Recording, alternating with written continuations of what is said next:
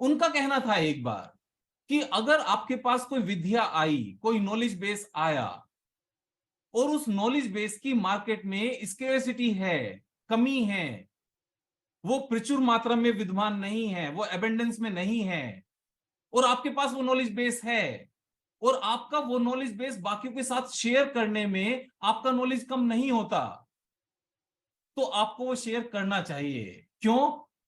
क्योंकि अदरवाइज ईश्वर को भी अपने ऊपर यह फील होगा कि मैंने गलत इंसान को सिखा दिया, इसने तो फैलाया ही नहीं।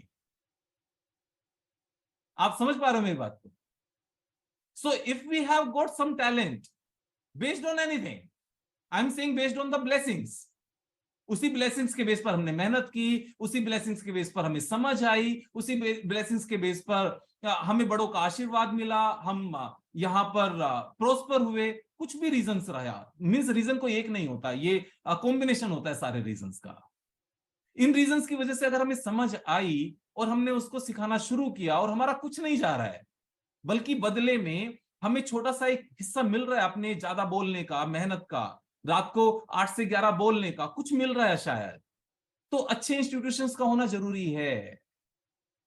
मैंने आपको शुरू में क्या बताया, हमारे स्कूल्स में वर्ल्ड ओवर बच्चे थ्योरी क्यों पढ़ रहे हैं और प्रैक्टिकलिटी क्यों नहीं आ रही है?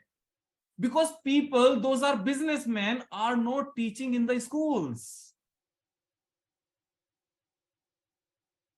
Businessmen, those have made millions and billions, are not teaching in the school. तो हमें ये चेंज लाने की जरूरत है अमंग अस। जो जिन लोगों ने भी कॉर्पोरेट में सक्सेस पाई है ना, मेरा उनसे सीधा सीधा एक रिक्वेस्ट है कि दूसरे लोगों को सीईओ कैसे बनते हैं या वीपी कैसे बनते हैं, इस बात को शेयर करना शुरू करो, भले ही चार्ज करना शुरू करो। चार्ज करना जरूरी है after a level. Why? To find the right student.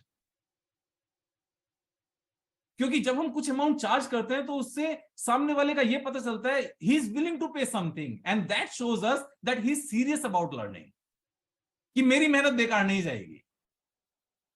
वो हमें इस बात की ये कॉन्फिडेंस दिलाता है कि अगर पे करके आया तो सीरियस है सीखने के लिए, अगर पे करके नहीं आया है हु केयर्स अबाउट इट।